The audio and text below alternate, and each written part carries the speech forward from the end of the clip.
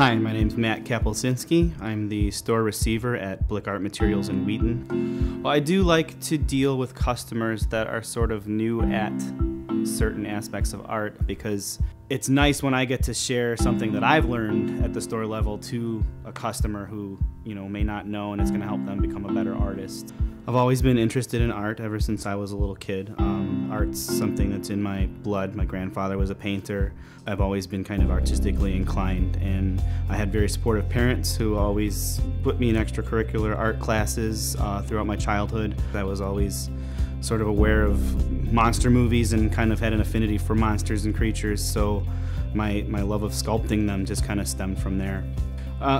Basically, when I get an inspiration for a sculpture of mine, it usually comes from something maybe mythological, like you take an established creature like a troll or an elf, and then you kind of you try to apply as much real life anatomy to it as you can. I mean, I'm always looking at books on animals and looking at animals at the zoo and people's features and people's faces, and you definitely want to pay attention to how things look and react in the real world, because that's only going to make your fantasy creature look that more real.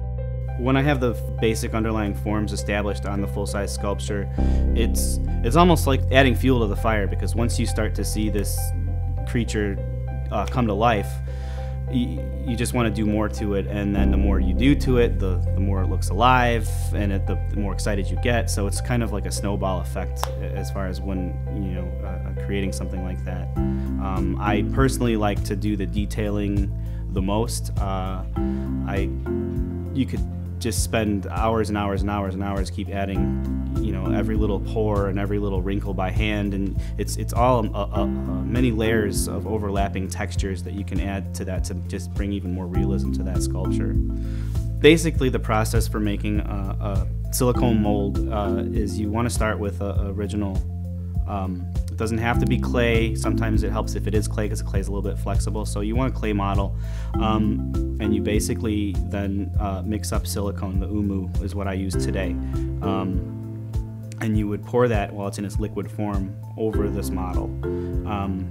It's a chemical reaction that hardens that. It usually takes about an hour or so.